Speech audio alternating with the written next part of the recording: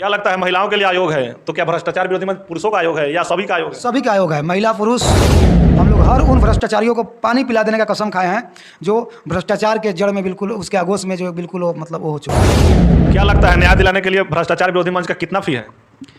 भ्रष्टाचार विरोधी मंच का कोई फी नहीं। सत्याग्रह की धरती चंपारण है और चंपारण में भ्रष्टाचार विरोधी मंच एक संस्था है जो खुल गया है, जो पूरे देश में हो रहे भ्रष्टाचार के खिलाफ जोरों शोर से आंदोलन कर रही है। अभी हमारे साथ भ्रष्टाचार विरोधी मंच के संस्थापक बबलू राजपूत हैं। आइए इनसे जानते हैं कि आखिर भ्रष्टाचार विरोधी मंच खोलने के पीछे का क्या उद्देश्य है। जी बहुत बहुत स्वागत है हमारे न्यूज चैनल में। चलिए, आपको ही बहुत बहुत धन्यवाद। और सच्चाई आप तक न्यूज है ना आपका, तो उनके तमाम दर्शकों को मेरा आभार प्रणाम है। काफी दिनों से चर्चा का विषय बना हुआ है भ्रष्टाचार विरोधी मंच, सोशल मीडिया पर वायरल हो रहे हैं। क्या है भ्रष्टाचार विरोधी मंच? सबसे पहले यह बताइए भ्रष्टाचार विरोधी मंच आखिर है तो है क्या? देखिए, भ्रष्टाचार विरोधी मंच हिंदी शब्द से इसका संबोध होता है और सच्चाई यही है कि ज़मीनी स्तर से लेकर और आसमानी भ्रष्टाचार तक, माने फर्श से अर्श तक जो भी भ्रष्टाचार के दायरे में आएंगे, चाहे सरकारी संस्थान हो, गैर सरकारी संस्थान हो, या कोई दबंग हो, लफुआ हो, माफिया हो, सब भ्रष्टाचार के अगेंस्ट में भ्रष्टाचार विरोधी मंच काम करने के लिए अपना कमर कस चुकी है। बिहार के साथ साथ अन्य कई राज्यों में भी काम करने का हम लोग का बहुत जल्द प्लान चल रहा है। क्या लगता है कोई शोषित हो, वंचित हो या कोई सताया हुआ हो तो क्या अगर भ्रष्टाचार विरोधी मंच के पास आते हैं तो कहां तक आप उनके लिए खड़ा रहिएगा? पिछले 4-5 सालों से निरंतर हम लोग काम कर रहे हैं। बहुत सारे शोषित, वंचित, दबे कुचलों का हम लोग आवाज़ बनकर उसको न्याय भी दिलाए हैं। लेकिन सबसे बड़ी दुर्भाग्य कही जाए तो आज सोशल मीडिया के ज़माना में हम लोग इस सब चीज़ को कैमरे में कैद करके दिखाए नहीं, क्योंकि हम लोग को लगा कि कोई नेक कर्म करके और उसको दिखाना कोई ज़रूरी नहीं है, ज़रूरी हम लोगों ने समझा नहीं। लेकिन एक ये भी सच्चाई है आधुनिक युग का कि अगर इस युग में अगर कुछ कर रहे हैं, आप दिखा नहीं रहे हैं, तो आपके कार्यों से और भी लोग प्रभावित नहीं होंगे। तो हम लोग अब प्रयास कर रहे हैं कि जो भी हम समाज हित का काम करेंगे उसको दिखाएंगे और करते आए हैं पहले से भी। और जो भी दबे कुचले लोग हैं उनके लिए हम लोग हमेशा बस उनको अपने बातों पे खड़ा रहना है और उनके लिए हर कदम उनसे हम आगे हैं। क्या लगता है अगर कोई शोषित, दबे कुचले लोग अगर आपके पास आते हैं कोई फरियाद लेके, तो क्या यह भ्रष्टाचार विरोधी मंच जो संस्था है वो डर जाएगी या उनके हितों के लिए हमेशा खड़ा रहेगा? कभी नहीं। दबे कुचले, शोषित, वंचित लोगों के लिए यह संस्था है और ये संस्था ना कभी डरी है, नहीं कभी डरने वाली है। जो भी वंचित, शोषित और दबे कुचले लोग अपने हक अधिकार के लिए अगर हर जगह से वो ठोकरें खा रहे हैं, उनकी प्रशासन उनकी बात नहीं सुनती है, तो आएंगे रिटर्न में अपने पास आवेदन देंगे। पत्राचार जब तक नहीं करेंगे, जब तक हम लोग ऐसे कार्रवाई के लिए अग्रसर नहीं होंगे। क्योंकि किसी भी काम को अगर हम लोग उसको जब उठाते हैं, आवाज़ को उठाते हैं, तो बहुत सारा ऐसा शोषित वंचित लोग ही होते हैं कि वो होता क्या है कि दबाव में या अभाव में जैसे भी है वो फिर अपने बातों से मुकर जाते हैं। तो इस स्थिति में हर उन तमाम दबे कुचले का हम लोग काम करेंगे, उसके लिए हम लोग खड़े हैं। लेकिन उसके लिए सबसे पहले उनको भ्रष्टाचार विरोधी मंच के नाम से रिटर्न में एक लिखित में एक आवेदन उनको देना पड़ेगा। उनको आवेदन देना पड़ेगा, उसके आगे की तब कार्रवाई निश्चित रूप से की जाएगी। क्या लगता है भ्रष्टाचार जो है वह निचले स्तर से लेकर ऊपर वाले स्तर तक भी भ्रष्टाचार से लोग संलिप्त है, भरे हुए हैं, उसको किस नज़रिए से देख रहे हैं? देखिए, भ्रष्टाचार को बढ़ावा देने में तो कुल मिलाकर सबसे ज़्यादा अगर कोई दोषी है तो हमारे बिहार के और हमारे देश के जागरूक लोग हैं, समझदार, आपके हमारे जैसे पढ़े लिखे लोग हैं, कि हम सब जानते हुए भी जो है अपनी व्यस्तता में कभी हम भ्रष्टाचार पे बात नहीं करते हैं। हम अपने 2-4 बच्चे परिवार को ही अपना पूरा देश समझते हैं, पूरा राज्य समझते हैं, पूरा समाज समझते हैं, जिसका फ़ायदा जो है यहाँ के जो नेता लोग हैं, चाहे किसी भी पार्टी का नेता ले लीजिए, जिसका फ़ायदा नेता लोग उठाते हैं और वो जो हमें चाहिए वो देते हैं। यही चीज़ है, चूँकि हमें आज़ादी चाहिए नहीं, हम गुलामी के जंजीरों से बंधे हुए रहते हैं, हमारी शोषण होती है और नेता लोग हमारे दरवाजे पर हमारे शादी ब्याह पार्टी में आकर खा लेते हैं। हम उसी को आज़ादी और उसी को अपना हक समझते हैं। एक गांव की महिला विधवा पेंशन या पेंशन उठाने जब जाती है और ब्लॉक स्तर पर जब जाकर उनका फाइल रुक जाता है, तो वहाँ पर जब तक पैसा नहीं मिलता है आगे फाइल फॉरवर्ड नहीं होता है, तो क्या उनके लिए आप लोग क्या करेंगे? किसी भी गाँव के महिला के साथ इस तरह से अगर होता है तो उसके लिए हम लोग को आवेदन दें और हम लोग को संपर्क करें, आवेदन दे आकर कार्यालय पे, और पूर्ण रूप से उनको जो है सहयोग मिलेगा। अगर वो उस लाभ के योग्य हैं तो उनको लाभ भी दिलाया जाएगा। ये पूर्ण रूप से हम लोग का जिम्मेवारी बनती है, भ्रष्टाचार विरोधी मंच की जिम्मेवारी है। बहुत सारे गाँव में कोई ऐसा घिनौना कांड हो जाता है, उसके बाद जब लोग थाने में जाते हैं तो वहाँ FIR नहीं होती है और लोग दर दर भटकते हैं FIR के लिए, वो भी उनके साथ घटना घटी रहती है, फिर भी लोग का FIR नहीं होता है। इस तरह के, भगवान ना करे कि इस तरह की कोई ऐसा घटना हो, लेकिन अगर इस तरह का घटना अगर किसी के साथ हो रहा है तो उसके लिए भ्रष्टाचार विरोधी मंच तन मन धन से पूरा समर्पित है वैसे परिवार के लिए। तो क्या भ्रष्टाचार विरोधी मंच के अगर साथ में अगर कोई जुड़ता है, चाहे यहाँ पे आता है, तो न्याय दिलाएंगे? बिल्कुल 100% निश्चित। निश्चित। जो संवैधानिक तौर तरीका है उसको हम लोग लॉ एंड ऑर्डर को पालन करते हुए हम लोग हर उन भ्रष्टाचारियों को पानी पिला देने का कसम खाए हैं जो भ्रष्टाचार के जड़ में बिल्कुल उसके आगोश में जो बिल्कुल वो मतलब वो हो चुके हैं, संलिप्त हो चुके हैं।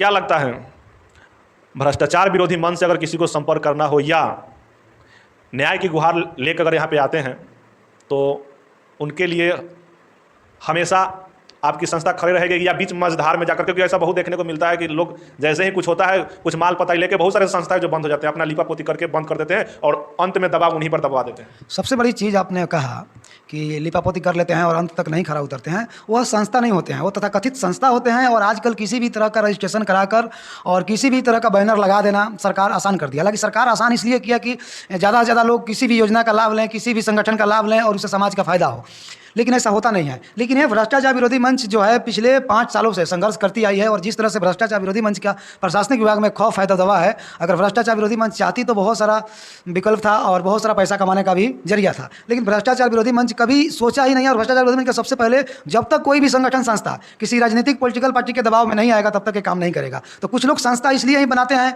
कि संस्था बनाकर किसी राजनीतिक पार्टी का सपोर्ट लेते हैं और फिर उनके आड़ में जाकर और उनके गोदी में बैठकर काम करते हैं। लेकिन यह संस्था जो है भ्रष्टाचार विरोधी मंच पिछले 5 सालों से बहुत सारा समस्याओं का सामना करते हुए, आर्थिक तंगियों का सामना करते हुए भी, और कभी अपने स्वाभिमान से समझौता नहीं किया है, तो ये कभी भविष्य में करने वाली नहीं है। क्योंकि इस संस्था का कोई पॉलिटिकल उद्देश्य नहीं है, बस मात्र एक ही उद्देश्य है, शोषित, वंचित, दबे कुचले जरूरतमंदों का जरूरत, जिनको भी जरूरत उनको जरूरत किया जाएगा। क्या लगता है, बैनर के आड़ में बहुत कुछ होता है, तो क्या उस तरह की भ्रष्टाचार विरोधी मंच भी उस बैनर के आड़ में कुछ करेगी? या ऐसा अगर कुछ करती है तो मैं समझिए कि मैं प्रशासन के सामने, जो हमारा लॉ एंड ऑर्डर है, मैं उसके साथ, मैं उसके समक्ष खड़ा होकर और जो भी कानूनी प्रक्रिया हो कड़ी से कड़ी हमारी टीम और हमारे ऊपर किया जाए, उसके लिए हम अपना कार्रवाई के लिए हम पूर्ण रूप से तैयार हैं। क्या लगता है, महिलाओं के लिए आयोग है, तो क्या भ्रष्टाचार विरोधी मंच पुरुषों का आयोग है या सभी का आयोग है? सभी का आयोग है, महिला पुरुष, मतलब यहाँ तक जो एनिमल्स, जानवर हैं, उनके लिए भी अगर कोई शिकायत लेकर आता है, हम लोग को अगर पता चलता है, तो उसके लिए भी आयोग है। आज के समय में महिला और पुरुष की बात किया जाए तो महिलाओं को अगर सताया जाता है तो उसके लिए बहुत सारी संस्थाएं खड़ा हो जाती है, लेकिन पुरुष जो है वो लाज या शर्म के मारे किसी को बात बता नहीं सकते। तो क्या गोपनीय अगर कोई बात बताया जाता है तो क्या उस बात पे आप खड़े उतरेंगे या उनको नहीं, उनकी अगर वो चाहेंगे कि उनकी गोपनीयता को गुप्त रखा जाए तो उनकी गोपनीयता को गुप्त भी रखी जाएगी। अगर वो चाहेंगे पब्लिश किया जाए, ऐसा नहीं कि अपने फ़ायदा के लिए, चंद लालच में, पब्लिसिटी बिटोरने के लिए किसी के गोपनीयता को भंग किया जाए, यह भ्रष्टाचार विरोधी मंच की मानसिकता नहीं है। और पूर्ण रूप से सहयोग होगा। जो भी पुरुष हैं, अधिकांश जब से दिल्ली में निर्भया कांड हुआ था उसके बाद कुछ बिल और कानून जो आप देखे थे, फास्ट ट्रायल वगैरह सब जो कोर्ट वोट का बना था, उसमें क्या हुआ, उसका बहुत सारे महिलाएं फ़ायदा उठाने लगी। तो कुछ तो ऐसे भी महिलाएं हैं कि आचरणहीन है और उसके बाद भी दूसरे के ऊपर गलत तरीक़ा से लांछन लगाकर, मतलब कुछ महिलाएं इसमें जो है इसको अपना एक बिजनेस व्यवसाय भी बना लिया है। तो उस वैसे महिलाओं पर भी हम लोग नज़र रख रहे हैं कि ऐसे कोई महिला किसी को जबरन नहीं फंसाए। और बहुत हो गया वैसे जो देखिए, पुरुष हो या महिला हो, आचरणहीन हर विभाग में है, हर तरह से है, मानव जाति में तो है ही। तो वैसे मानव जाति के लोगों को हम लोग ना पुरुष में काउंटिंग करते हैं ना महिला में करते हैं। वैसा महिला हो या पुरुष हो, उसके ऊपर पूर्ण रूप से कार्रवाई के लिए हम लोग अवसर हैं। क्या लगता है, न्याय दिलाने के लिए भ्रष्टाचार विरोधी मंच का कितना फी है? भ्रष्टाचार विरोधी मंच का कोई फ़ी नहीं है। बहुत सारे संस्थाएं हैं जो बिना फी के हिलती नहीं है। नहीं, भ्रष्टाचार विरोधी मंच का कोई फ़ी नहीं है। भ्रष्टाचार विरोधी मंच का देखिए गाइडलाइन है कि जैसे हम जो भी अगर किसी का केस लेते हैं, अगर वो केस को हम कोर्ट में फाइल करते हैं, ज़रूरत पड़ेगी तो हमको हाई कोर्ट भी जाना पड़ेगा। तो जो कोर्ट का फ़ी है, जो कन्वेंस है, ये सब चीज़ तो वो लोग को देना पड़ेगा ना, कोई भी पीड़ित होगा। क्योंकि भ्रष्टाचार विरोधी मंच अभी उतना एस्टेब्लिश्ड भी नहीं है जो खुद से पैसा लगा। ऐसा नहीं ना कि मतलब मान लीजिए कोई न्याय दिलाना हो, बॉन्ड बनवा ले कि आपको न्याय मिलेगा तो हमको 50 लाख दीजिए, 20 लाख दीजिए, ऐसा कुछ क्या? ऐसा जमीनी स्तर पर ऐसा बहुत देखने को मिलता है। इसके लिए अगर भ्रष्टाचार विरोधी मंच किसी भी एंगल से अगर दोषी पाया जाता है तो भ्रष्टाचार विरोधी मंच के ऊपर भी वही कानूनी कार्रवाई होनी चाहिए जो भारत के संविधान में है, और सबसे पहले होनी चाहिए। इसलिए होनी चाहिए कि भ्रष्टाचार विरोधी मंच दूसरे को ज्ञान देती है, तो दूसरे को ज्ञान देने वाले, दूसरे को रक्षा करने वाले, दूसरे का ख्याल रखने वाले अगर संस्थाएं, चाहे सरकारी संस्था हो गैर सरकारी संस्था हो, अगर किसी भी तरह की गलती करती है ना, तो उनके ऊपर थोड़ा मजबूती से कार्रवाई होनी चाहिए।